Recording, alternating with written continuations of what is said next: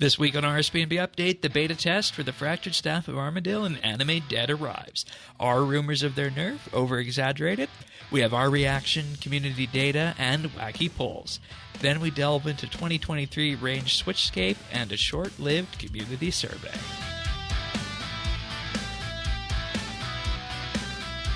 This is RSBANDB Update, episode 933, recorded Thursday, May 4th, 2023. The Fractured Poll.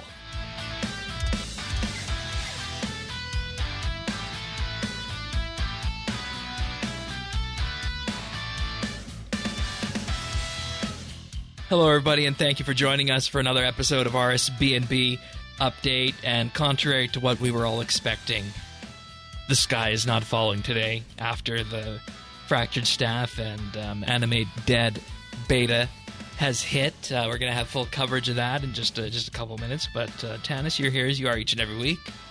Thank you, Shane. Yep, glad to be here on this week that I can honestly feel like a noob again. Because I don't know. I don't know how this works. Yeah. I'm glad David's with us. Yeah, David is here, our resident PVM expert. No stranger to feats going back to AOD, Virago, Solak, and whatnot. You've been around the block so many times, and you've actually got your newest thing that you're doing with AOD that you're going to tell us in just a bit. But welcome back to the show. Yeah, it's good. It's good to be back. Yeah. I'm just gonna tease that feat a bit, the AOD feat we're gonna be talking. I'm not sure it's a feat. I haven't done any high-level PVM in quite a while, and some friends invited me to AOD and showed me what the meta is for chins now, and it's been pretty fun to do some PVM again after a very long break. Yeah, and it kicks SwitchScape into the highest of gears, doesn't it? Yeah. It basically just takes advantage of damage of adrenaline boosting ultimates by bringing all three combat styles to AOD, which is pretty fun. Yeah, which you would not normally think would be possible, but lo and behold, it is today in RS3. And if you're joining us for the first time or you want to follow along, you can find the full show notes at update.show.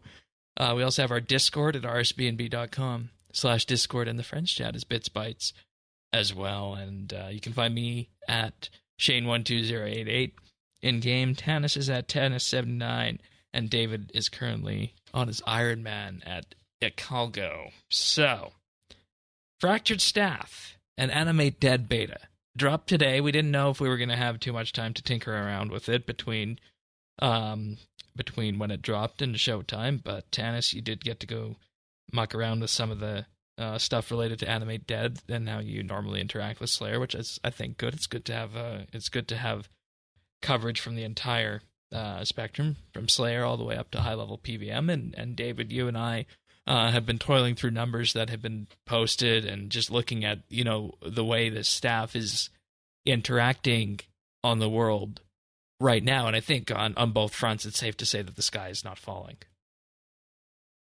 Yeah, I don't think so. Yeah, because, the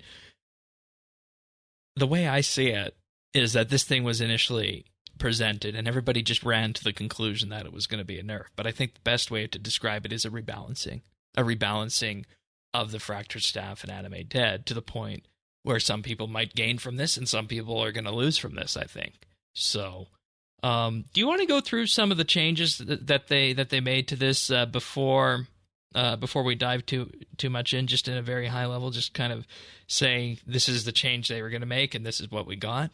Because I think that'd be good to kind of just put that back on the table from 3 or 4 weeks ago when that was first announced. So with this, the changes for the Fractured Staff focus around the special attack, in particular that the special attack no longer does auto-attack damage, but instead there will be an extra hit that's passed through as an ability rather than the spell. And with this, there's no extra rune cost. The projectile is no longer sent from the player to the target, as expected from an auto attack, and instead the green lightning effect from the special attack cast animation will play on the target when hit from a successful proc. And this special attack can no longer trigger off of itself, removing the recursive nature, And with this, it has a damage between 60 and 120% ability damage, making for 90% average damage per attack, which is interestingly right on par with the buffed rack ability from a couple weeks back. So what were your initial thoughts? Because I don't think we had you on the show in this first drop. What were your initial thoughts when you saw they were going to be changing Fractured Staff like this? Well, I thought that it was way too powerful for a really long time in a way that was kind of game breaking, definitely limited future development because it was so incredibly powerful that new content either had to be as good or better.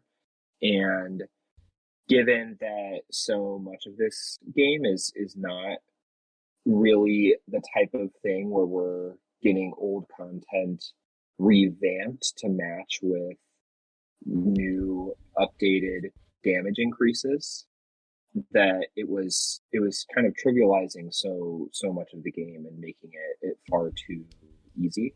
And then the other thing is just that the rune cost was exceptionally high and really, I mean, you could just see in the price of soul runes, water runes, and blood runes, just the massive expense, which made it frustrating for Ironman to use, but also expensive for players to use as well.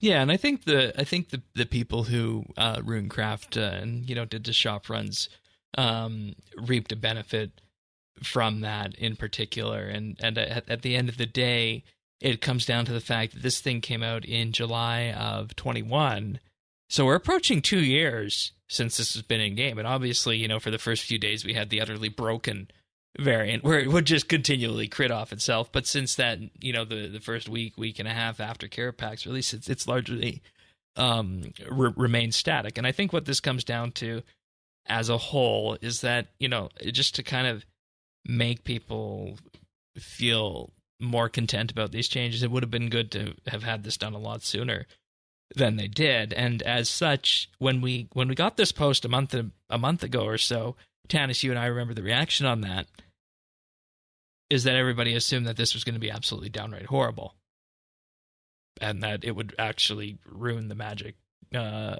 play type. If you looked at some of the most sensationalist views, let's just say, at the time. So, but I don't think it's turned out to be that way. David, what have you seen in the community and around in relation to people who have been talking about this? Because I know the PVM community is one that has their opinions and will make those opinions known rather quickly. And it's good to take those opinions into account, because otherwise you wind up in a situation where Jagex is in turn trying to lead that community, but if they don't have the potential buy-in, well, then you might end up with some unfortunate side effects along the way. Anyways, where are we at today after these changes have dropped on the Fractured Staff? I would say that the buy-in among the very best PVMers is super good. People seem to really like it. They like that it's not going to cost an enormous amount of runes. I think that they like the fact that it's a little bit more predictable to do rotations. Yeah. There's positives and negatives to that.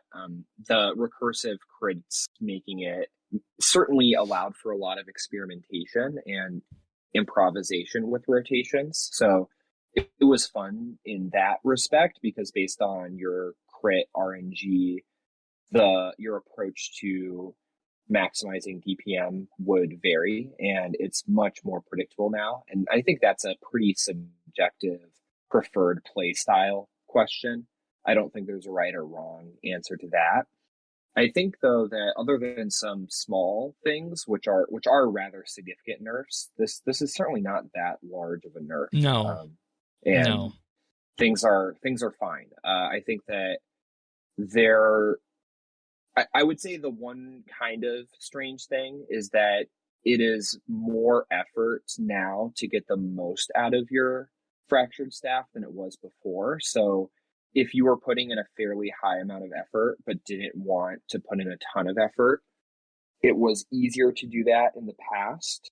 I'm not sure if that is quite making sense to you, Shane. Yeah. Basically, the way I would describe it is that the skill ceiling has increased on the Fractured Staff.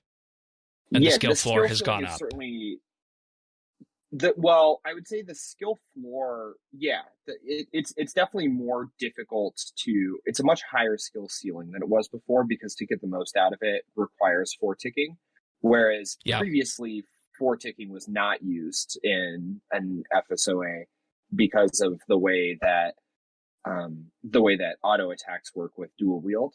And now that you're no longer restricted by that, four ticking is certainly optimal.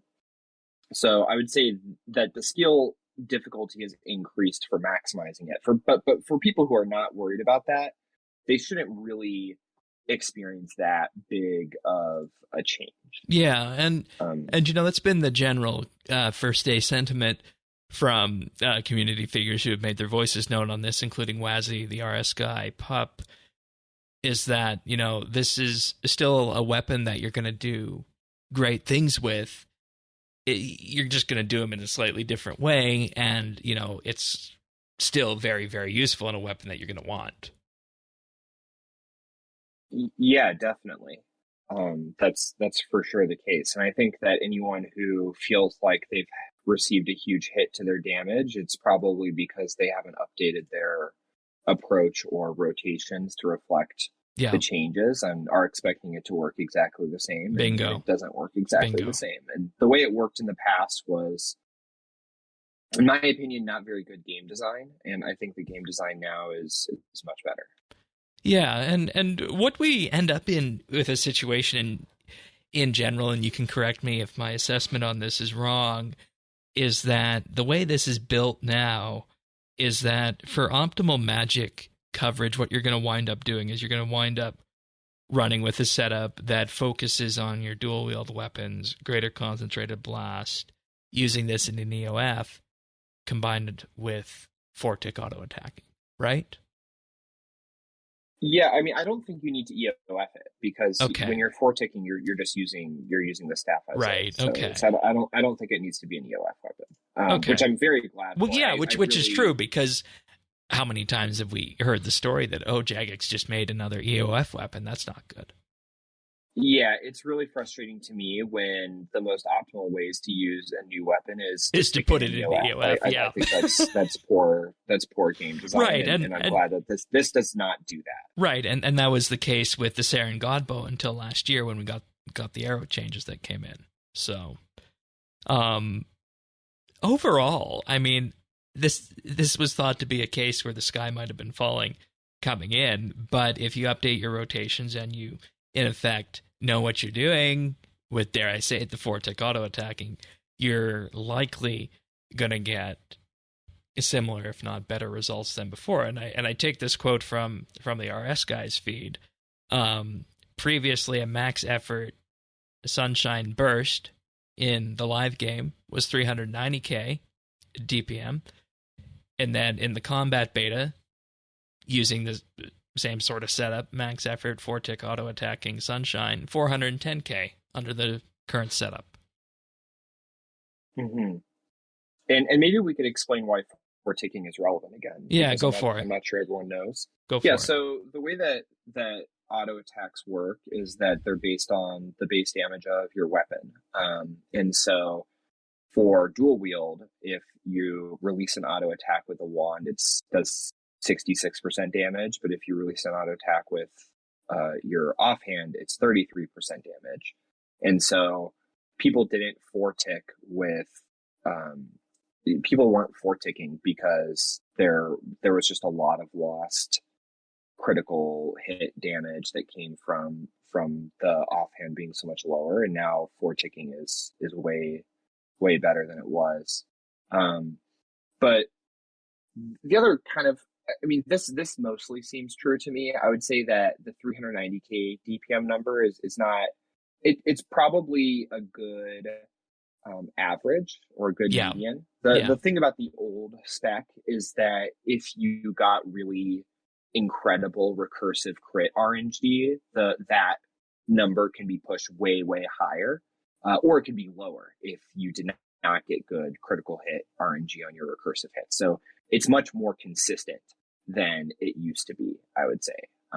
So the the ceiling is definitely, I think, lower than the live game version, but it is far more consistent than it was. And if we go back to the complaints that they had internally about the fractured staff, that's exactly what they wanted to do. They wanted to, in effect, bring the top level down just a bit, but also just make things more consistent. Yeah. And if you look at the other numbers he has dual wield camp 333K in the live game, 360K in the beta, and then staff 320K in the live game, 310K in the beta. So this is one thing that perhaps it is true, which is that if you didn't want to switch to dual wield, if you wanted to just bring your fractured staff and nothing else, it's certainly a little bit less damage than before. Right. And the other thing is that rotations are a little bit more difficult because basically with good critical hit RNG, all you had to do to get extremely high amounts of damage was to just spam Armadyl battle staff specs over and over and over. And that's been kind of removed, which I like. Again, I didn't think it was that fun for the meta to just be spam Armadyl battle staff and hope for the best. I think it's kind of nice that you can be more consistent and that things are more predictable. Yeah, that, and you know, that's actually welcome news, I think, because I am a strong proponent in games in that if you're gonna, do a change that is effectively could be accomplished with a nerf, I am generally in the camp of bringing other content up to balance things out rather than hitting other things with the hammer. And there's people who are going to disagree with that, but I think that this is walking that line of, let's not tune things up too high, but also at the same time, let's also just not, hit this thing with the band hammer over its head and exile it to Erebus to never be seen again, right? So yeah, I think we're in a good place on this. Yeah, and I would say the one thing that I don't love about this is the removal of Magic's AoE potential at the staff. Right. So you would use Blood Barrage for your special attack. That would give you tons of Blood Barrage hits, which are of course AoE. It's really, really nice. It's something like Angel of Death with the minions. It's really good for when you group up Scopulus at Virago. You can hit them all. Really anything where you would benefit from AoE is hurt pretty substantially by this change. I think that a really easy fix would just be to let the Green Lightning mechanic do AoE damage. That AoE damage could be nerfed. Like, it doesn't need to be 90% average ability damage. It could be less for targets that are not the main target that you're facing. So if you're using an Angel of Death, for example, then it would be the regular amount of damage for the boss, and then the 4 minions would take reduced damage. I think that would be a good change. Yeah, and then it doesn't it also wouldn't have to, pass on the properties of the spell in the case of, like you were mentioning, with Blood Barrage, because I'd imagine that was also a fairly chunky healing mechanic as well that is now gone. Yeah, it provided a huge amount of healing. It was really incredible, especially if you were getting all those recursive hits. All those Blood Barrage hits would heal you a ton. And I think that's another one where you could reasonably disagree about whether it's good or bad, but I mostly think that it's fine, because if you're doing stuff correctly, very few bosses require any sort of food. Or I shouldn't say correctly, but if you're using optimal rotations, you shouldn't really need food for almost any boss in the game. Right. Okay. And I feel like that covers everything I wanted to talk about, where we landed on this, what the community's feedback was, and where we're at on this. I think overall they hit the spot, and I would be okay with this going into game. Would you? Yeah, I think so. It'd be nice if they at least considered giving it some AoE damage. And the other kind of broader thing here is that it's been for quite a while since the release of the newest version of the spec, because remember, the spec was changed substantially from on release, because on release it was doing about 2 million damage per minute, which apparently is too much. Who knows why? But we've been in a place where four-ticking was either not beneficial or so minor we need to talk about that it basically didn't make a difference. Yeah. And now it's required for this. As is today. Yeah, I mean, it's not, again, like, people should be able to play the game however they want. For group bossing, it's not that hard, really, at least in my experience, to find teams who are relatively casual. But in order to get the most out of PVM, we're once again back in a spot where four-ticking is certainly a requirement to do the most possible damage, whereas before it was, just barely better to use it, and oftentimes it wasn't better to use it, and now it's a pretty huge DPS increase to use four-tick auto attacking, although you'll still get great results just camping dual wield. Well, as we see, and I mean, I'm not sure how I feel about that, because there have been efforts in the past to try and mitigate four-tick auto-attacking and whatnot. In particular, I'm looking at the recent shared cooldown between Concentrated Blast and Sonic Wave variants, and now this kind of enshrines four-tick auto-attacking again. So, I don't know, that's a little bit odd to me. Full-throated endorsement? What are you talking about?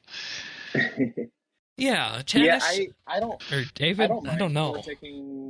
I don't mind four-ticking too much, separate conversation, but the game should obviously have an in-game macro system that makes four-ticking easy, or it should get rid of four-ticking. I debated solutions. I debated if we were going to go there on this episode, because I feel like that's something that could warrant its own discussion. Yeah, I mean, if they release, all they have to do is release, is make macroing okay, and then four-ticking is way more accessible and easy to use, but in my experience, four-ticking has never really been that difficult for me. I just, went to my house back when house dummies were how you practice PVM, before the Lumberj dummies were how you practice, and practiced it for a while. And with the gaming mouse, it's not nearly as hard as people think. But not everyone wants to put in that level of effort. And again, I mean, the staff Magic is going to be extremely strong, even if you don't four-tick. There's no boss in the game you need to four-tick at in order to successfully do it. So if you wanted to, your results will not be as good. Yeah. So if you wanted to, with this new fractured staff, if you wanted to, just camp dual wield and whatnot, would you EOF the fractured staff, or would you just swap to it for its spec? I would just swap to it for its spec. I mean, I wouldn't want to EOF something that expensive. Justice. Yeah, because if you're doing pretty high level PVM, you probably want a couple of different EOFs anyway. So it's not even saving you a switch to. Is the Armadyl battle staff still in vogue?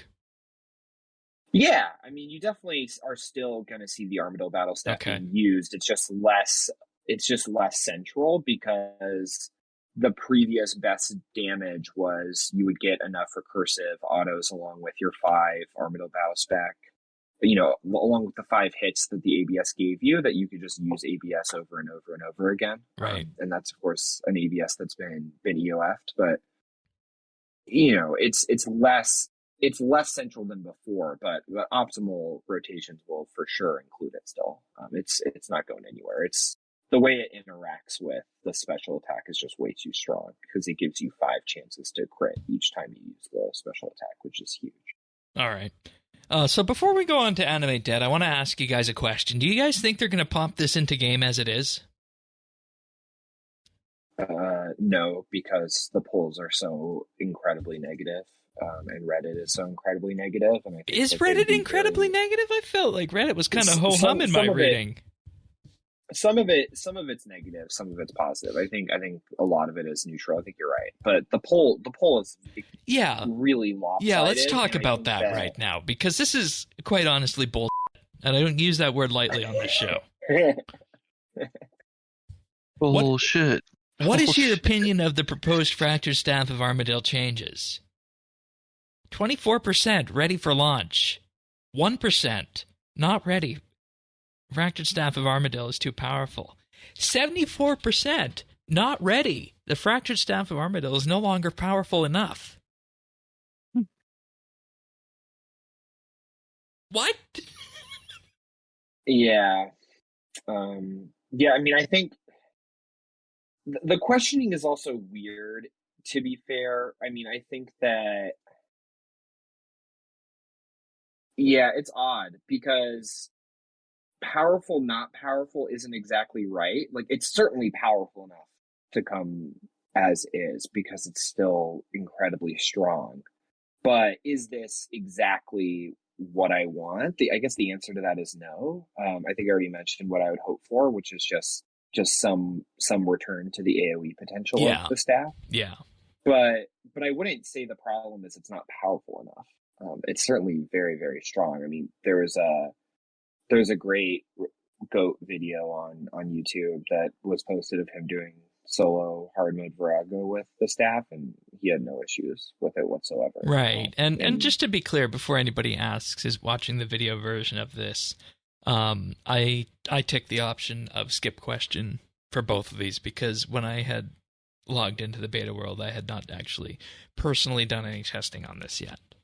So I just wanted to make that clear that I did not vote in this poll one way or another. And that's another thing that is a bit of an odd question, is that, you know, you can log into the beta and vote however you please. Can't blame Shane if he didn't vote. Exactly. And my hope is that behind the scenes they'll be able to kind of look at the people who voted in the poll here and tie that to people who actually, you know, interacted with the content, and, you know, hopefully those people's votes will have more of an impact than the people who didn't on this, because, you know, this is just absolutely ludicrous with everything that we've gone over with the numbers, with the community reaction, with how this compares to other abilities in the Magic ability book. It makes no sense to see these numbers here as is right now. Yeah. I think that if people are voting without having actually tested the fractured staff at all, that seems a little bit disingenuous to me. Yeah. Okay. All right, so that's weird.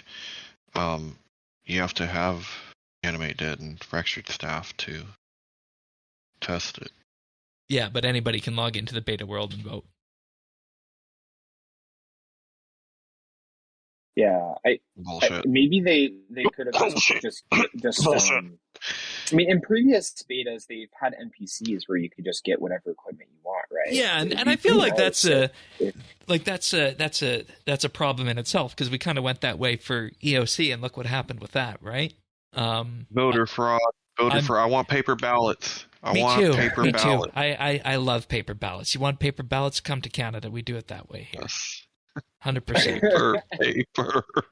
But anyways, I'm of two minds on this. One, I can definitely see that it would be good to, you know, get a wider spectrum of tests to see, you know, what people are saying on this. But at the same time, people need to have interacted with the content in order to be able to vote. So whether that means that you've been a Fractured Staff owner since the week it came out, or you just picked one up this week, you should be able to have an opinion on that.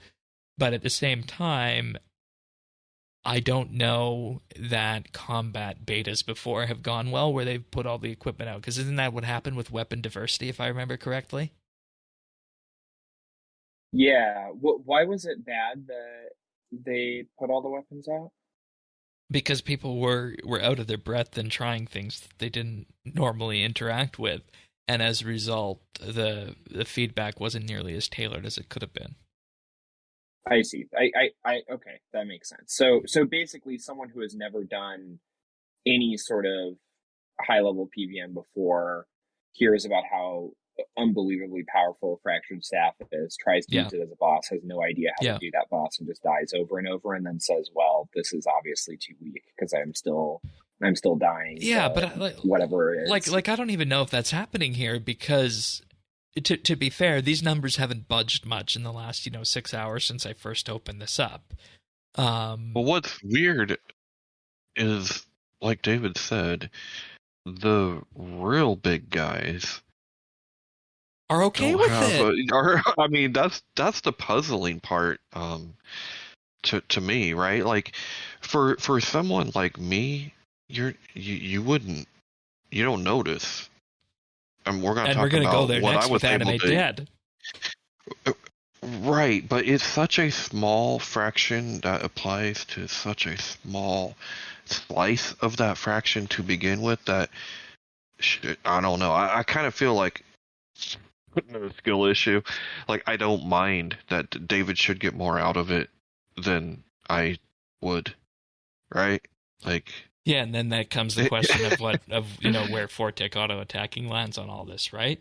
And I mean, well, we know where it lands. It's not a bug, it's a feature, and like I mean, if you officially. like, if you really wanted to go down that path and make it a feature, just add a secondary weapon slot like ESO has, for example, and let you automatically have two action bars that you can swap back between freely with that.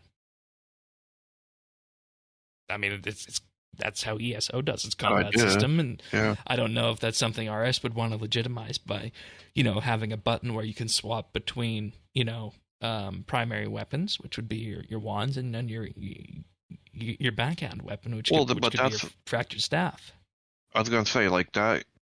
I mean, that makes two camps happy. I mean, which David's gonna have to chime in on this, but it isn't also that an endorsement and also like just further down the road of SwitchScape, which I don't know. Maybe that's a good thing. Maybe it's bad. I have no idea. Well, but it would be touching that too, though, right? Like, if you could just swap your weapon like that, that's like,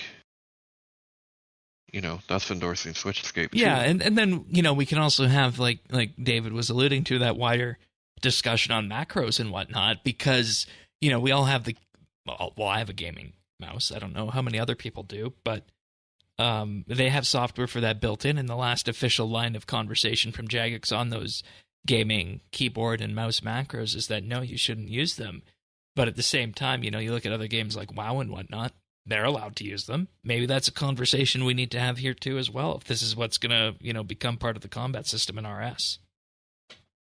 All I'm saying is, if macros are endorsed by Jagex, then I will never entertain another word about pay to play, XP too much, nothing, because that's an endorsement of botany, in my opinion. On a skilling side, maybe not on a PVM side, but macro's a macro. Right? Like, and I think with how this, you program it. Yeah, I think we do need to have this discussion in the future right now. And we'll just touch briefly on it right now, but in the high level PVM community, David, people you hang out with, your friends and whatnot, do they want macros? How do they feel about that? Oh, I think most people definitely want macros to be enabled, or they want something to be done about SwitchScape. One of the two. I think it just at a certain point, the regularity to which updates are released, where there is a pretty immense difference between using a lot of switches and not. I think that something has to be done at some point either way. All right, fair. Either like this is going to be the way that it's done, and they're going to like be going in that direction, or either the future is more inputs, or the future is fewer inputs. But if it's more inputs, the way that most other games have handled that is by allowing for a macro system. And with RS's history of that on the skilling side, you start to get into that murky territory. So we'll leave that for now, and maybe come back to that in the future. Before we move on, I want to thank our wonderful Patreon supporters this week. This week, I'd like to thank Alaska, Alfie S, Amos Reed, Anatoly D, Andrew C, Arvids L, Beekeeper Steve, Big Huge Rat, Bryflex, Chunk the Monk, Cycle RS, Drama Free, Duramax, Free Milk, G Hammy, Gila Fleur, Jacob G, Jade Gizmo, Jason S, Jeebus, Jesse W, Jim M, Kesky, Killer Snowball, Malinoric, Mohan V, Nate the Great, Nick G, Pernasius, Ricky A, Rippeth, RS Nerd Herd, Samuel FL, Scott DS, Shirtpants, Stub Eve, Tanner JW, The Naked Captain, The Dabbing Goat, Tim, Tom V, Zant, and Zazakon. Thank you, everybody, for your support. It truly means the world to us, and Patreon allows us to do what we do here each and every week. All of our fun little specials that we do, we're just working on putting the finishing touches on the evolution of transportation, the monthly bit that you guys voted for. We'll be recording that and getting that out the door next week to you guys. We're going to be having a look at how transportation has gone from the inception of RS2 all the way to where we are today, and what that brings with it, problems, and what's good and what's bad about that. So a deep look at transportation around RuneScape. But that, plus 55 plus other monthly bonus shows you get access to, in an entire back catalog of monthly bits, as we call them. We've talked about Legacy Combat before. We've talked about our PVM boss tier list. We've talked about the skill tier list and so many other things on these monthly bits. All of that available for as little as $1 a month at patreon.com/RSBNB. But in addition to that, you are helping us fund the cost for hosting and production of RSBNB Update. We do have a mid-tier where for $3 a month you'll get a special VIP rank on our Discord server and mentioned on the podcast at the start of the month, plus high-quality stereo versions of the show, in addition to everything else. And if you want to give the ultimate gift, you can subscribe for $5 a month, where you receive a shout-out on the podcast each and every week. And with that, you'll also gain access to the outtakes that we use to make the clip show at the end of the year. So a big thank you, of course, goes to everybody out there who allows us to do what we do here at RSBNB Update. Some of the most fun that we have, some of the best learning experiences we have do come from our monthly bits, roundtables, and just in general interacting with our wonderful community. So big thank you goes out to everybody. And if you'd like to join them, just head on over to patreon.com/RSBNB. Thanks so much, everyone. Of course, Animate Dead was also touched. We got to talk about that as well. And just like with the Fractured Staff, we will summarize the initial set of changes that was on offer for that. So with Animate Dead, what was happening with this is that now it can't reduce damage by more than 60%. This was previously 75%. Damage reduction now uses 25% of your defense level rather than a third. And it now only works against core magic types of melee, magic, and range. So it won't work against your typeless damage types as well. And I'm going to go to you first, Tanis, on this one, because you did go do one of your Slayer tasks on this. And ready? Felt the same to me. And I'm relatively new to using Animate Dead. Like, I've had it for a long time, ever since like right before Extinction. I wasn't doing any kind of combat, so I recently have been using it when with the new undead task, the ghost, just to hang out longer. So I actually was using Crypt Bloom and that, and for me, I'm on that filthy casual side of combat where, like, I don't have skill. I'm really doing what I'm doing repetitive. It's kind of, it's as good as it's going to get. And I did not notice a difference. Like, it's so small for me to perceive a difference. All right. And then, David, on the PVM side, what does this going from 75 to 60% do? And I'd imagine the defense level one is going to be the least impactful of the three changes that were made, with the typeless change being the most impactful. Where do you think this lands based on, just bosses that we have in game right now and whatnot? I know you were mentioning God Wars 2 AFK ability. Yes, I think 75 to 65, or 75 to 60, very little difference. The thing that matters is the typeless damage removal, and there's basically two areas that affects. The first is what I would call mid-level PVM that turns into AFK PVM. So God Wars Dungeon 2 is a really good example of this, most notably Vindicta and Hellweir. For Hellweir, the mushroom damage is typeless, and for Vindicta, the flames. And in the live game, it's very easy to AFK those bosses with Animate Dead and, Ganodermic armor or better. It could be ports, could be Ganodermic, doesn't really matter. It doesn't need to be Crypt Bloom. And it allowed you to survive very easily for the whole hour, assuming you had greater concentrated blast and tier 85 magic weapons and overloads, because the Animate Dead would reduce typeless damage taken by mushrooms and flames to something that was totally negligible. And now it's much harder to survive AFKing those bosses. So that's the first one. And I don't have a strong opinion about whether that's good or bad for the game. It's kind of nice, in my opinion, to be able to AFK those, because I just don't get that much out of doing them while paying attention, because they just require almost no effort other than stepping a few squares when you're getting hit by a thing. And now it requires you to step those squares, so you have to click every few mechanics now, instead of being able to click once every 5 minutes. So I don't know. What do you two think? Do you think bosses like Vindicta and Hellweir should stay totally AFK? Another good example is hard mode God Wars Dungeon 1.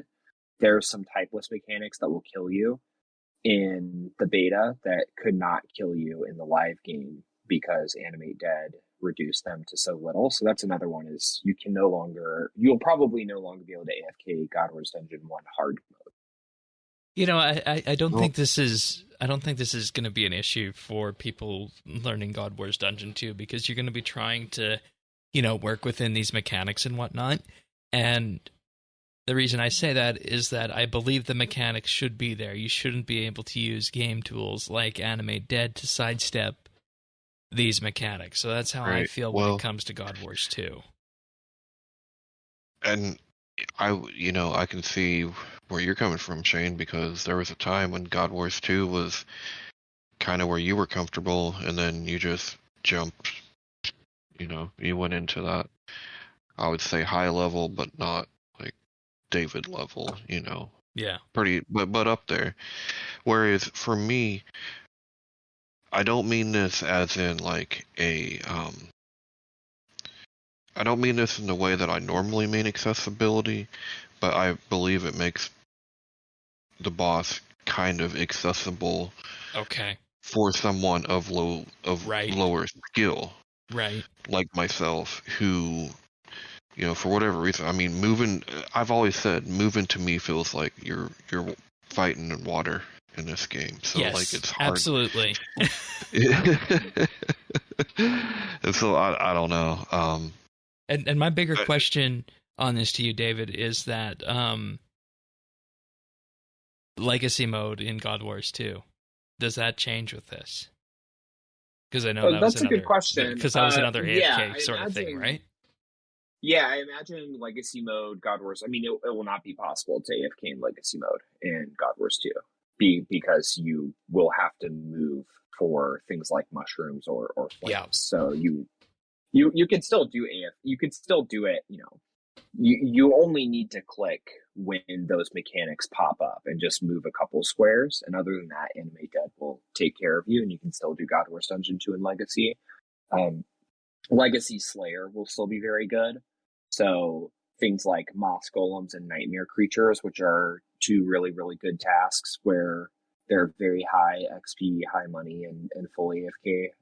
The new version of Animate Dead seems to be totally fine. You might need to bring 4 pieces of tank armor instead of 3, so you might get a few less kills an hour. That's actually a question for you, Tanis. How many pieces of tank armor are you using? You using the full 5-piece Crypt Bloom set, or what are you using? Well, no way, man. I gotta have my Silverhawk boots on all day, every day, getting the XP the right way. Oh my god! Oh my!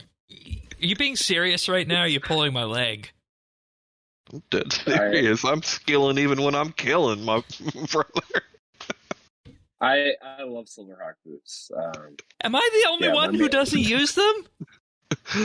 I mean, I'm at 142 million agility XP, and I've done 0 laps past 99, man. Man, Silverhawk boots are like gators, and it's hard to hold these gators down. Oh my god! Yeah, they're. It is much more fun. I forgot what the initial question was. Oh, how many pieces how of many pieces tank armor are wear? Right. It sounds like you're using 4. Yeah. yeah. I mean, I'd say a lot of tasks where you only needed 3. Now you probably want to bring 4, but that's pretty minor of a difference. Same thing with like AFKing Ripper Demons or Abyssal Lords. That's all that stuff is totally because those Abyssal Lords did hit pretty hard changes. with that when that first launched. Yeah, but you know, Animate Dead cleans it up. It's definitely less incredibly strong than it used to be, but it's still just very, very strong. So I think the first thing it does is subjective. Whether you think God Wars Dungeon 2 should be AFK or not AFK, I think it's up to personal opinion. I don't care that much about it. The second thing typeless damage does is there are a few mechanics with high level PVM where there's a lot of typeless damage that Animate Dead helps a lot with. Yeah, so Zuck is one. Hard mode Zuck with the flames attack. Yeah. I don't think this is a big deal. Just play with game sounds on, move when you get the game sound for it, whatever. Sound cues. What? Yeah. There are a lot of bosses where playing with sound on makes the boss way easier because there will be sound or a voiceover that tells you to move when you're supposed to move. And who would have thought? What? So there are a lot of bosses where you don't have to look at your screen to know when to move because it just tells you via sound. Okay, you have my attention. Yes, like I play Solak with sound on. I play Zuck with sound on. There are a couple others, and then I don't have to pay attention to my screen. I could just kind of relax because the game will tell me out loud when I'm supposed to move. There you go, Tannis. You can go kill Solak. I'm intrigued. Yeah, well, it's not true for everything, obviously. But yeah, so another good example of this would be Telos. Now remember, 4K Enrage at Telos was achieved long before any of this stuff came out. So you don't need any of it. But the so much power mechanic is typeless. Animate Dead allowed you to more easily survive that mechanic. The only reason you would be hit by that mechanic is if you've made a serious mistake. So, it's good for learning that mechanic, I suppose, because if you make a mistake, you're not killed. But I don't know. What do you think about that one, Shane? I mean, you're supposed to disruption shield it. Yeah, in case you don't know. I don't think that's a big deal because I think using disruption shield is fine on that. Yeah. Mm-hmm. One thing I think that needs to have a further discussion on this regarding Animate Dead and typeless and whatnot, and I'm not the person to ask about this. Maybe you might have some ideas on it. Higher enrages a Zamorak. Yeah, so I've never pushed Zamorak to super high enrage. I've always stuck to around 250, 300, 350, right around there for doing my kills where bad luck mitigation is up, and I just use Tectonic. It's totally fine. But I can see for Phase 7 people being pretty nervous about the lack of Animate Dead, but I think Animate Dead again there pretty much covers you for mistakes, and then for really high enrage, like the people who are doing 15,000 enraged Zamorak, the damage is capped at 4,000 for pretty much everything, and it does so much damage at that level that mistakes will kill you even through Animate Dead, if that makes sense. So Yeah. the way that people are doing, in case you're curious, and I don't know if anyone is, but the way people are pushing Enrage to that level is with Intercept and Immortality. So some of the mechanics are designed to bypass prayers, so you can't just use defensives to get through everything. But they forgot about Immortality. So basically, the boss was designed to make it impossible to push past 4,000 functionally, because your defenses would not work, except Immortality does. So Immortality rotating is and then you just be intercept that onto them. whoever's running Immortality then.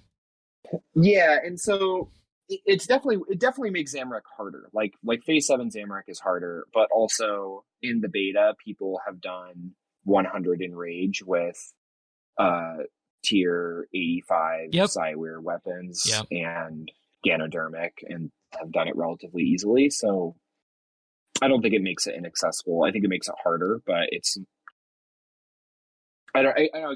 all of these things are basically just things that keep you alive when you've made a significant mistake. So yeah, and my biggest concern with Animate Dead going forward is that mechanics should not be designed in such a way where Animate Dead is the go-to for it, because I feel like a lot of that early Zamorak pushing was done with Crypt Bloom and Animate Dead.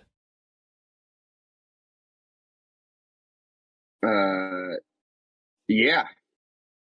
So that's and you know, I think that just it's a tool to have in the shed for that, so to speak. But at the same time, is that something that we want to become a mainstay of PVM and RS is a wider question on that. And very much so, just like the other changes, my thought going into this one was that, you know, we heard more about the Fractured Staff than we did Animate Dead. So my initial reaction to this is that the Animate Dead changes would be the ones that would go over just fine, and the Fractured Staff we'd have more dialogue about, but it turns out that we're, you know, about equal on both, it would seem. And Animate Dead is kind of just slipping under the radar right now, and, you know, there's not too much. It's weird, though, because it affects way more people. It does, Animate Dead affects way more people. It does. It's not as flashy, but it's a lot more impactful. And I mean, obviously, this beta's been out less than a day now, and the important thing about this is that, you know, I haven't had a chance yet to, you know, go to a Slayer task with Animate Dead, which I probably should at this point, to just go, you know, see what exactly the heck's happening with this in game. Tannis's test is a good first test, but I think there just needs to be more on that. And I'm going to go to the Animate Dead poll on that. 35% say ready for launch, and 62% say it's not ready. Animate Dead is no longer powerful enough.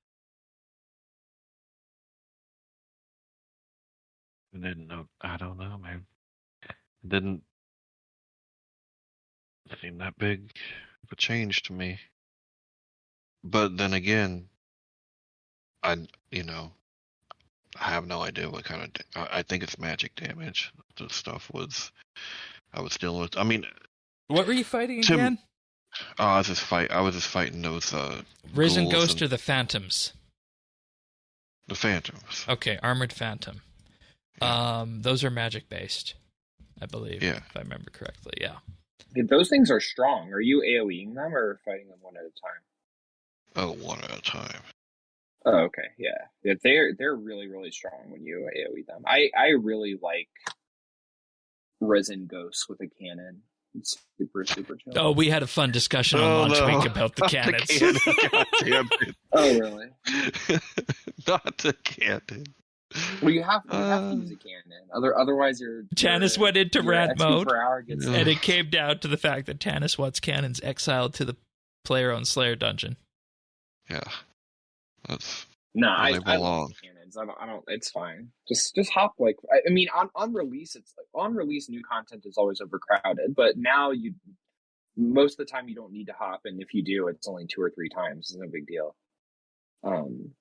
But they keep designing Slayer tasks where the difference between a cannon and no cannon is like 500k XP an hour. So as long as they do that's why it should be in the dungeon, right? Like we're you know, but then you're limited to 5 spawns. So then that seems bad too. I mean, the only thing that canon does is make it so you don't have to run around tagging stuff.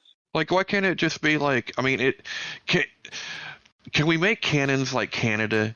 You can shoot them in your yard if you live in the country, not like America where you shoot them anywhere, man. Drop down a cannon. Like let's do it like Canada, right, Shane? Oh my God, no! Shoot in your backyard. No. And with that, I think we're about done on Fractured Staff and Animate Dead. All right, we do have a few patch notes this week. I realize this has been a lot of talk about FSoA and Animate Dead and all that other fun stuff, but a couple of patch notes this week just to move things along. Some changes to the unwelcome guest content. Demon flash mobs are no longer affected by the guardhouse's insta-kill buff. Yeah, you could wipe out that demon flash mob really quickly, apparently. That has made its way in. So fun. They should have just left that. Who does flash mobs anymore? that's hilarious. I know. I just imagine seeing them and this just poof, gone, disappear. Just insta-killed. But we take it one step further, because Linza, Acrise, and the Wildy Worm are also being affected by the guardhouse insta-kill buff. Not the rest of the Barrows brothers, just Linza and Acrise and somehow the Wildy Worm. Nice. I don't know where those ones came from compared to everything else, but that's something. And then general patch notes. Players can now progress while Gothic sleeps when they have destroyed a specific item in the quest. The Hunter skill guide for Carrion, Draconic, and Godjadinkos now say preferred bait instead of required bait. And an accidental change that made lodestone icons on the action bar blurry has been corrected. So just a couple of little fixes here and there. And I wanted to mention the action bar one in particular, just in case you noticed that your action bar icons to lodestones had become blurry. That is why, and that's here is now fixed. So, all right, it's 2023, and there's this thing called SwitchScape for ranged. Because what would you say your main combat style is on your Iron Man, David? Oh, definitely magic. Okay. Yeah, okay. So why are you using ranged with 10 plus weapon swaps and armor swaps included in that, and all 3 combat styles? Just why are you doing this on your AOD setup that you've been running recently? Well, because AOD now is done in either 4-man or 5-man kills. No one really does 7 anymore. I suppose some people might, but there's no need to. And in the 5-man setup, you want to have 4 people with FSoA and 1 person who is bringing chins. Okay. Chins are used because you get so much DPS on the minions, so you can kill the minions really, really fast. Okay. And so I don't have an FSoA, so my only option on the team of friends that I've been going with is to be the Ranger. And in order to maximize damage, I've been bringing a Scythe so that I can build for a Meteor Strike. So Meteor Strike gives you extra adrenaline with critical hits. Tsunami gives you extra adrenaline with critical hits. And so I'm bringing all 3 styles so that I can make sure to have either Meteor Strike or Tsunami buff up before parts of the fight that require lots of burst damage. And it's pretty fun because with Tsunami up and Hydrix bolts, I don't have a Bow of the Last Gods, or I'd be using that. Iron Man, by the way. But with Tsunami buff and Hydrix bolts, I could sometimes get 11 to 12 Dark Bow special attacks off in a single Death Swiftness, which is pretty fun to see because you just see 13, and that's 35 14, seconds, right? I assume you're running it extended. Yes. Yeah. So I get off an SGB spec as well as on average, it's more like 7 to 9. I would say 7, 8, 9 Dark Bow specs is about average if you have a Tsunami buff up. And so at the beginning of the fight, everyone drops a dummy and uses natural instinct. And then the rotation at the start is you just natural instinct, put up a death swiftness, build to 100, use meteor strike on the dummy, and then the boss spawns. And for that first phase, it's really important for damage to be super high so you can skip a bunch of mechanics. And if you don't skip those mechanics, it extends the fight a lot. So you could have your meteor strike buff up. And then when the boss gets phased to 1.8 million damage, the boss is attackable, but you can't damage it. So I switched to seismics, throw on a greater concentrated blast and a couple of abilities, get off a tsunami, and then death swiftness again. And so for that second part, when you need a lot of damage, once again, to skip a bunch of mechanics, I have a tsunami buff up while I'm ranging. And so every time I land a critical hit, I gain adrenaline. And when using a reverse ring and a grimoire, you get quite a few critical hits, especially because you're using Chinchampas. When you're using those Chinchampas, you're not getting the Hydrix Bolt specs for that portion, but Right. you are getting a ton of crits because your Chinchampas are hitting 5 targets at once. Darkbow does 2 hit splats, so you have 10 chances to land a critical hit. And oftentimes you'll land a bunch of critical hits. You'll get the tsunami damage buff for all of them, and then you'll just be able to Darkbow over and over and over and over again. It's pretty fun. And just to clarify here, this is to bring ranged up. It's not gonna outdo Vortic magic with Fracture Staff. We need to be 100% clear about that, right? Yeah, it is important though, because having a chinner for AOD is really, really good. And with both the Last Gods, you can get pretty competitive with but you can't use that bow when you're doing the most important part of your job, which is killing the minions fast, because you have Champas equipped. And so without using Tsunami prior to it, you get far fewer dark bows, maybe 2 to 3 dark bows, and now you get double the. And that's a substantial difference in the amount of damage. I see. And yeah, it's a huge difference. And it actually is vital, because in a 5-man, if you're not doing this, you don't kill, like the FSoAers, if they're good, will phase the boss way too fast, and the minions will still be alive for the pillars phase. And so it delays the kill a lot. Assuming the 4 people you're with are really good, you'll end up delaying the kill a lot. And so the first couple times I didn't do the rotation quite right, and I delayed our kills a bit. But once I got it down, kill times were pretty good. And it's good. It's pretty easy to do once you figure it out. And it's pretty good money. It's probably, I don't know, 120, 130 mil GP an hour. Yeah, AOD has always been something that shined through. I got the setup image on screen right now for anybody watching on YouTube here. Is there anything in particular here that you want to highlight through this here? Well, I mean, I see the what bow is that? That's the Annihilation, or what is that? Decimation.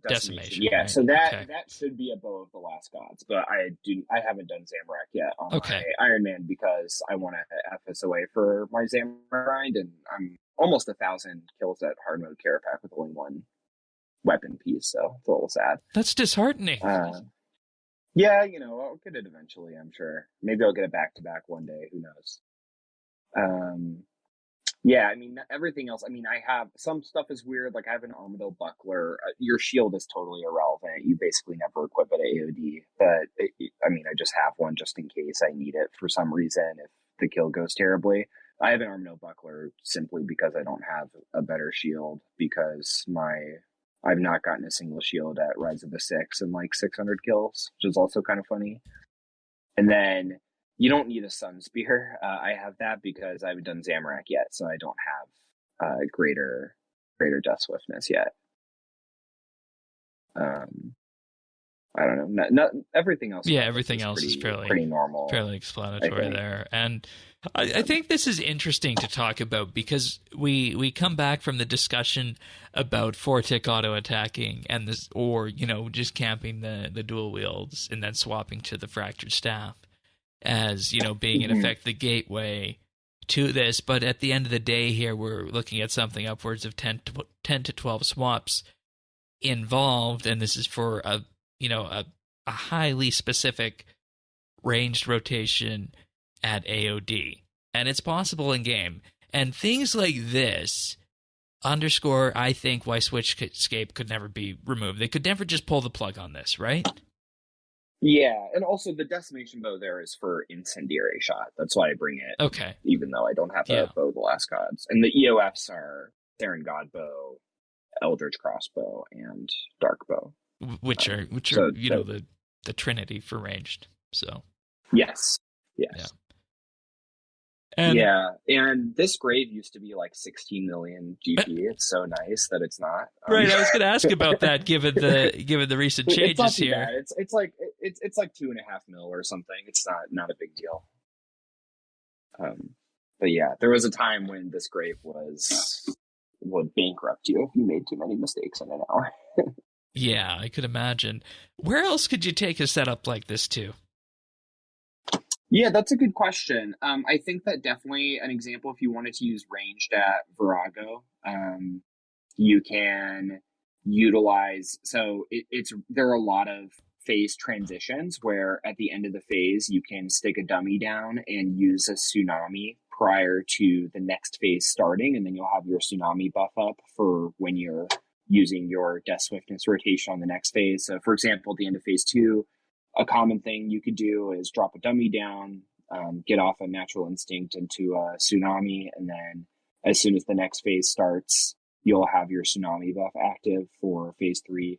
So there are probably a couple places where you could use this, but basically if there are phase transitions that are either really long, like Virago, or are relatively short, but the boss is attackable but not damageable, like AOD, there's really no reason to not bring a wand and orb to get off a tsunami, because you only need 5.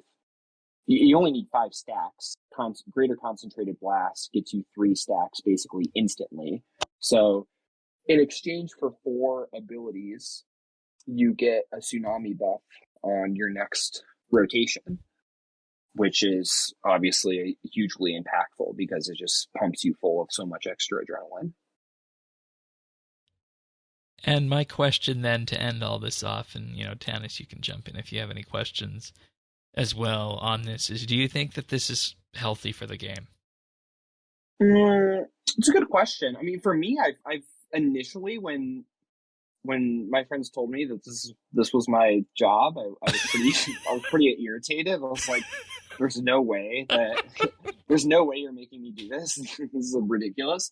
But then after a couple of kills, I found it to be actually really, really easy, and also super fun because it is really satisfying to just hit my dark bow button 7 or 8 times in a row and just see the crits just stacking up, and it's just, I don't know, it's a good time because if you do 7 dark bow specs, each one of those probably is hitting about 25,000 damage. It's pretty fun to get almost 200,000 damage in what feels like a couple of seconds. I can only imagine. I like it. Yeah, I can only imagine. Like it, and with that, I just really have to wonder where we go, because I think from this it's clear that SwitchScape can't be touched. So, there's some ways that I think it could be improved a lot. Melee is really struggling right now because in order to do anything close to range with both the Last Gods or Mage with FSoA, you need to bring a ton of weapons.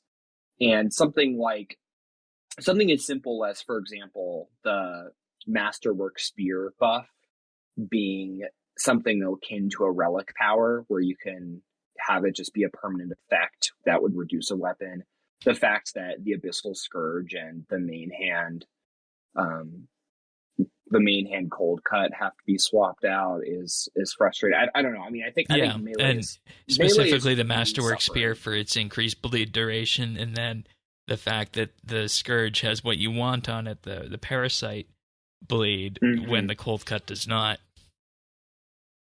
Yeah, I think Melee is extremely in a tough spot because, like, the thing I'm doing with ranged AOD is mostly just for fun. I would be, if I had a Bow of the Last Gods, I'd probably be fine with just that and an SGB and Elder's Crossbow.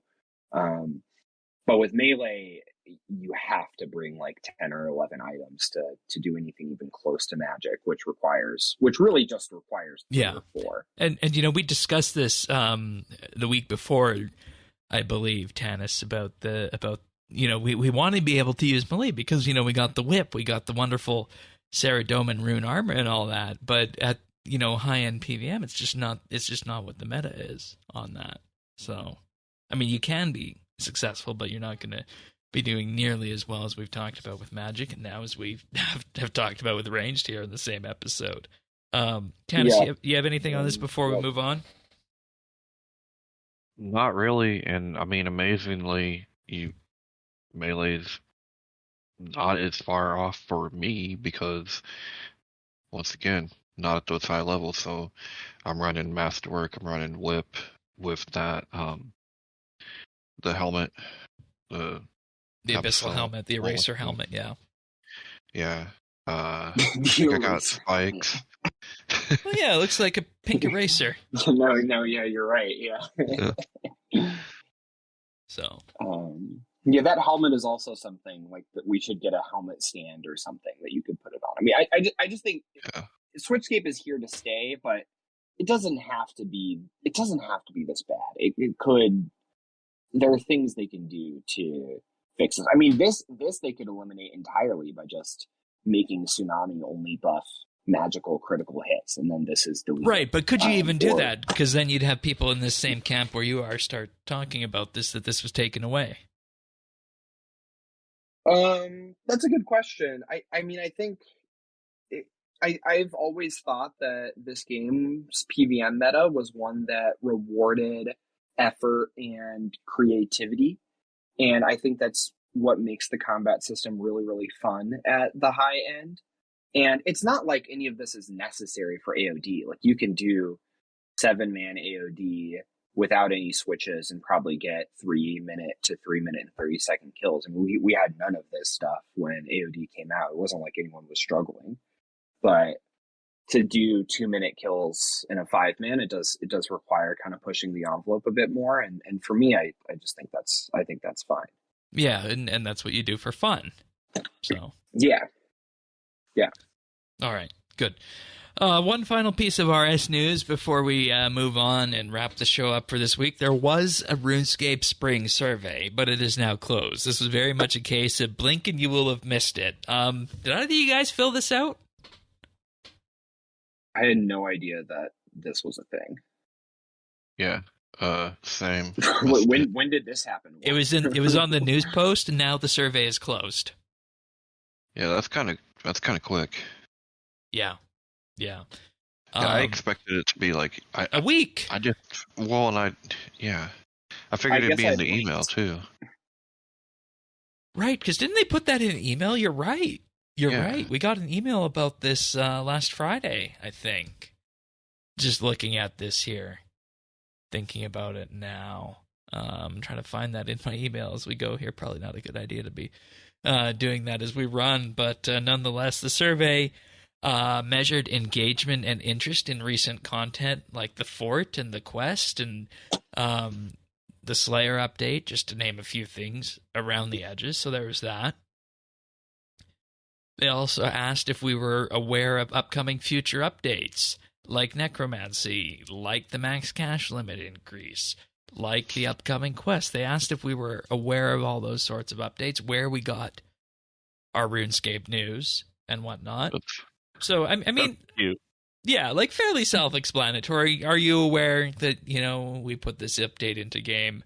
How do you feel about it? Are you aware these updates are coming? Are you excited for them? That sort of thing. And then general questions of, how do you feel about RS today? Would you recommend RS to a friend? That sort of thing. Then we got to the question that, really, raised everybody's eyebrows. It was a question of, what else could we sell for the price of bonds in our store? And there was a definite weird one in there, and it was written in such a way that it was seeming like they were saying they were going to be either selling Iron Man status or selling the ability to de-Iron Man your account. And of course, selling Iron Man status to the point where somebody who already has an account and then allowing them to convert it into an Iron Man, I think that's just plain dumb, because if you're going to be an Iron Man, you start out at the ground floor like everyone else. And then charging this must people have just been a mistake. Yeah. They must have just worded the question wrong, because there's no way they could do that. No. And then and then even, selling the ability to de-iron your account, that's something you can already do in Edgefield, so there's no point in charging for that. That doesn't make sense. And I'd imagine they just removed that. Yeah, yeah. So they would just remove it and make it a paid But service. the interesting part is that it was later clarified that neither of these options were on the board. They just threw them out there as potential survey options. So they threw these options out there that were kind of dumb, when in reality, none of them were on the board. So that's a bit weird. Then there was a question: what would you buy for bonds? And I had an immediate answer to this one on at least two of the three options. And I don't know, what would you guys buy for bonds? I'll let you guys go first, and I'll tell you what my options were. I think, okay. How about an experience scroll double XP for an hour, or however many hours? Like, I don't know what the hours are, right? I'm not sure what that balance is. But, yeah, kind of like the knowledge bomb thing, right? Yeah. Or maybe just be able to buy knowledge bombs themselves. Because plus 50% is still pretty good, right? Yeah. That's a good one, Tanis. I like that. And I like it too. And that's kind of on the same vein as what I put. I put bonus XP star packages, lamp packages, and cosmetics, because let's just be 100% real at this point, right? You buy a bond with your GP in game, you can convert that to rune coins, or you can convert that to treasure hunter keys if you want to. So why don't we just stop dodging the topic nobody likes to talk about, and admit that it's time to have somewhere on the store where you can have direct purchase, whether that's direct purchase with bonds or direct purchase with oddments like we have, and maybe even just have a way to let people direct purchase oddments so they can get those stars and lamps each day when they want them, sort of thing. And it just goes to a level of confusion where I think rather than selling bonds, they should just be selling rune coins, and then you can use those rune coins for whatever you want. You could use them for lamps, you could use them for membership, you could use them for cosmetics, so on and so forth. It's just something that needs to happen at some point, where there needs to be a premium currency unification. Like, we don't need oddments, we don't need rune coins, and we don't need bonds. Just bring them all into one roof that you can purchase. You can give $20 and you get a certain amount of rune coins, and then that can go for any of those things. Yeah, now I'm all for the universal kind of currency, I guess, and in theory, we talked about it before. The thing with bonds, though, is you can never count what it did to try to stop trading. Farm. Yeah, good point. Yeah. And with that, maybe you just unify everything under bonds then, right?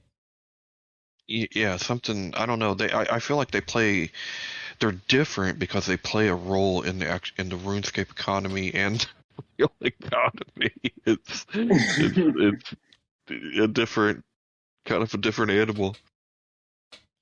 Yeah, and maybe you just need to have an option then that you allow people to purchase oddments with bonds as well, and then you got, rune coins versus oddments, and then rune coins goes towards your cosmetics, oddments goes towards your XP and lamps, and then bonds goes towards your membership and your GP that you want to buy and that sort of thing.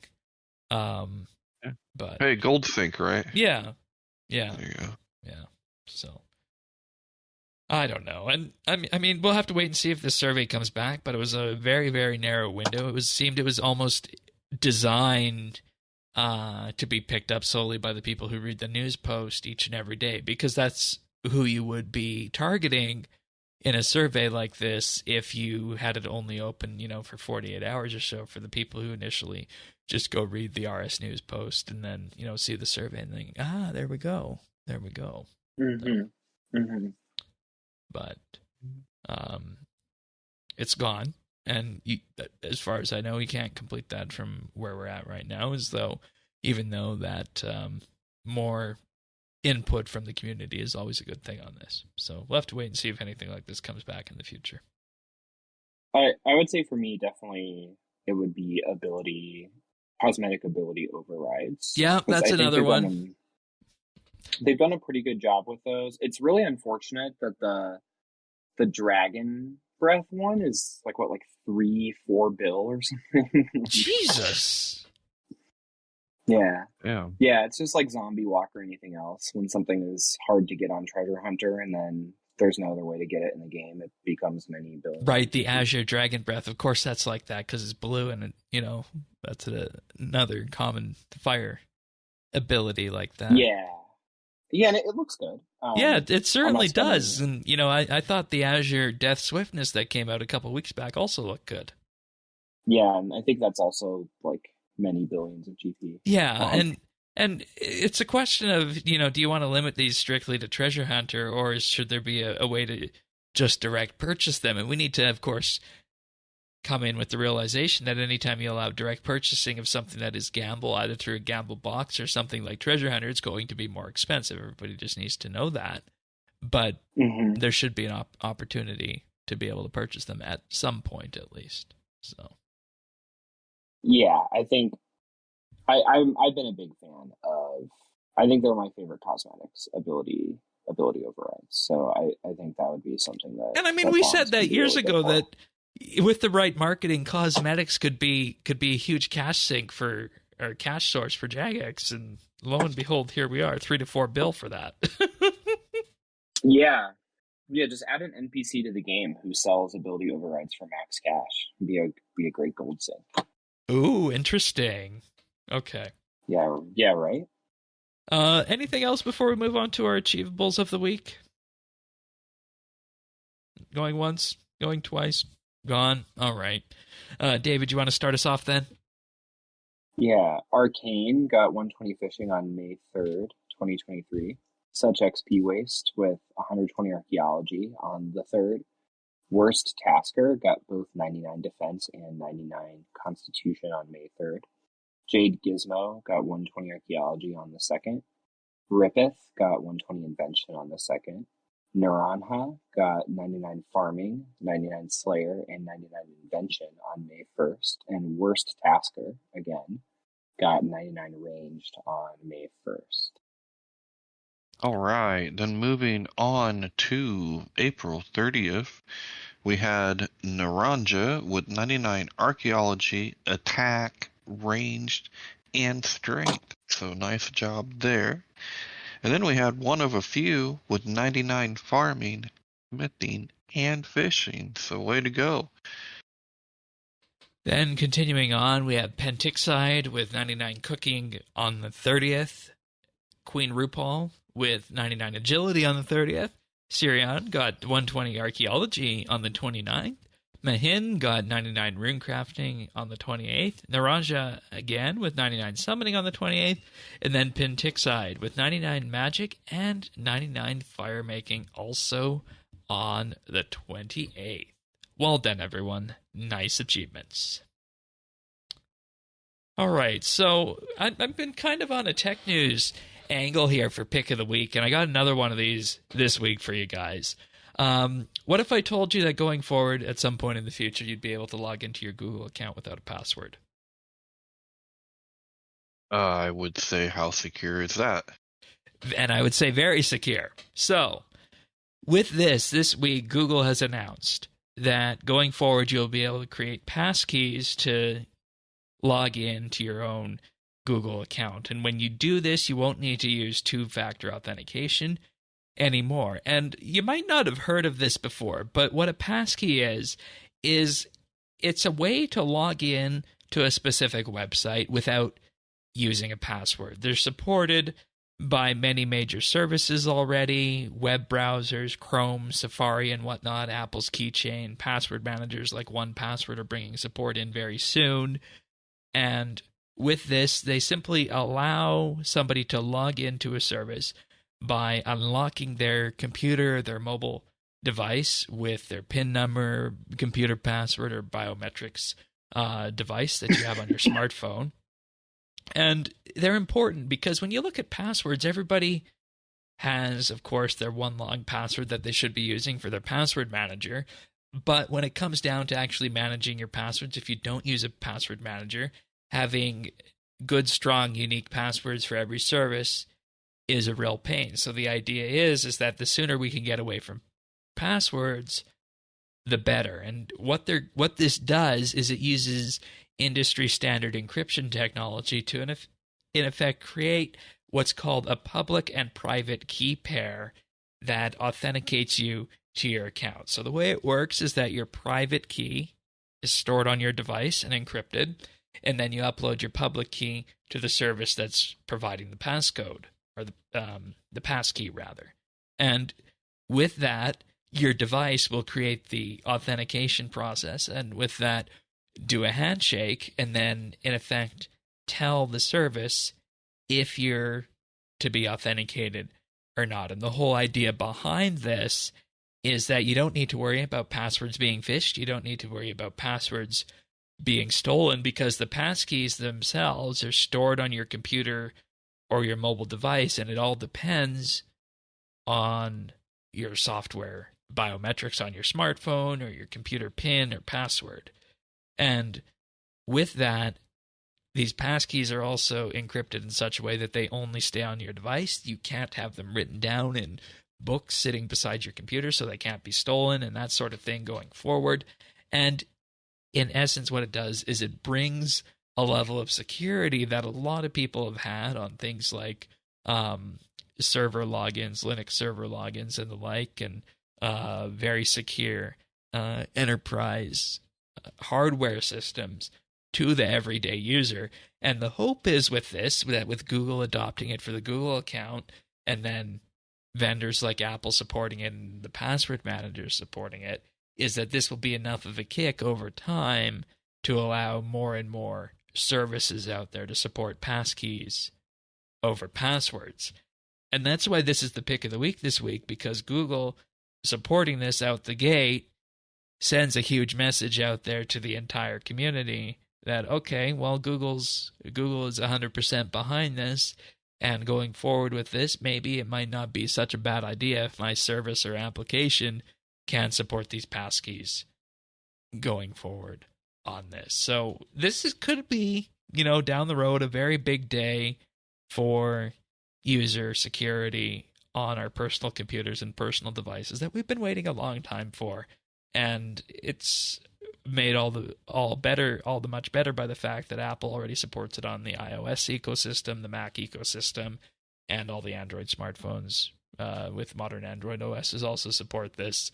So it's really only a matter of time if companies decide to start adopting this. Do either of you guys have any questions on this or require? This sounds really great. Require clarification on this? Yeah, it is. It is. And, the number one thing I go to with this is that if RuneScape could, move to this sort of system, which, I mean, the RuneScape audience is one that I don't think necessarily is going to want to do this. I've already had enough of difficulty convincing people that moving to the Jagex launcher is a good thing combined with Jagex accounts. I don't think getting them to move to passkeys would be a thing that would be in their future that soon either. But we take what we can get on this. I mean, I think two-factor is starting to get annoying because it's become so and this prevalent. solves that. Yeah, I mean, as long as I take it, someone can't get into your computer and get your half of the passkey. No, because on smartphones, and if you store your passkeys in a password manager like 1Password, they are encrypted. Okay. Yeah. And even if they do get them, you would still need that device, in effect, code to unlock it. So it's baked into the security of that device. Okay. Like the way Google says that it goes, and I'm not going to read too much into this because I don't want to put everyone to sleep, but they said the main ingredient of a passkey is the cryptographic private key, which is stored on your device. So when you create one, the corresponding public key will be then uploaded to Google. So when you sign in, they ask your device to sign a unique challenge with that private key. And then if that private key signs correctly, then you are granted access. And to get it to sign correctly, you will need to unlock that device or your password manager if you're using that to manage it. So, okay. I feel like this started like a while back, right? Yeah, this is public-private key authentication, and anybody who has worked with, like a Linux server or Linux, desktop even, who wants to not use a password can set something like this up. Well, I was gonna say, like, I remember something like this when I was streaming. Like, there was a lot of like little niche programs and stuff that had these keys that you would have kind of generated on your end, and then you would type it in. Public-private key. This is the same sort of thing, except taken up to a level to verify an identity, rather than just to give you access to something like the Twitch API. Okay. Yeah. It like at the high level, it's the same general idea, but it's a little bit different implementation behind the scenes. Okay, that's cool. And I mean, they're not spoofable; they can't be stolen, that sort of thing. So it's just better all throughout the way. And I'll probably move my Google account to a passkey once my password manager 1Password supports that. 1Password says they'll be supporting that in June, so I'll report back on that when that happens. So, and this is also your just daily reminder that if you're not already using it, use a password manager. At the very least, if you are in the Mac ecosystem, use the iCloud keychain, and failing that, just use I'd say at this point maybe the Google password manager, because I think they have one too. I need to look into that for folks who are not in the Apple ecosystem. But in any case, that's the pick of the week, and hopefully we can start to move away from worrying about stolen passwords. What's yours, Tanis? So this week, because we are recording on May the 4th, that's right, Star Wars Day, I have a Star Wars pick. So an older game now, but actually it's, I was thinking about it, it's probably about the same time as STO came out, probably about around the same age. But fans of Star Wars: The Old Republic, I wanted to bring you a accessibility guide that I found this week. This has always been a game I wanted to play, but never could figure out a way to make it more accessible. That was always a major challenge with this, and I found this the other day by a pretty well-known The Old Republic YouTuber. Does a lot of those videos and stuff. So they made an accessibility guide for the best settings in the game, and it's I find it helpful. Someday I look to really get into it, but you know how it is. I mean, how many MMOs can you juggle at the same time? But, yeah. And based on this, they're not Sony with the one we talked about a few weeks back, or even the narrated menus from ESO. Because looking into these guides, they're quite extensive into the customization that you have to do for getting them to work. Yeah, it's pretty intense, which is, that's always made made STO stand out because it was really good from Really? just like day one. I mean, for me at that time, Oh wow, okay. yeah, I mean, it was, it was pretty good because you got to think like it had scalable interface like a Yeah. long time ago. Yeah. Yeah. Um, And the so people who get the yeah, most use out of scalable interfaces now are the people who have the 4K screens that need to make it bigger. yeah, isn't that funny? But yeah, just in case someone can benefit from this, I wanted a Star Wars pick, and I thought this would be great. The reason I wanted to play it, man, is there's lore in the game that it doesn't exist anywhere else. Right. And rather than just reading through all the lore, why not Yeah. experience it yourself? Yeah, I mean, it's all voice acted.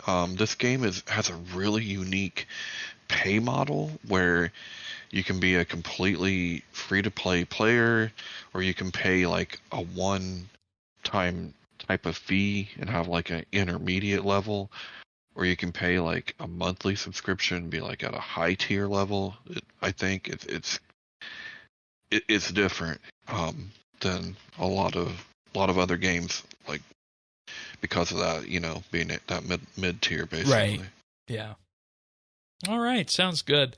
And, we always love talking about accessibility here. So anytime we can, even just dive into a little bit of, making it easier on one game or another, it's good to do those as picks of the week. So, David, what you been up to in RS? So I'm on my main, mostly just skilling. I got 200 mil thieving pretty recently, and now I'm working on mining and hunter. Nice. Almost 120 hunter. Still working on 5.6 bill XP, past 4 bill a little while ago. And then on my Iron Man, I'm working on a completion escape. So tons of dungeoneering lately. Oh my God, that must be difficult.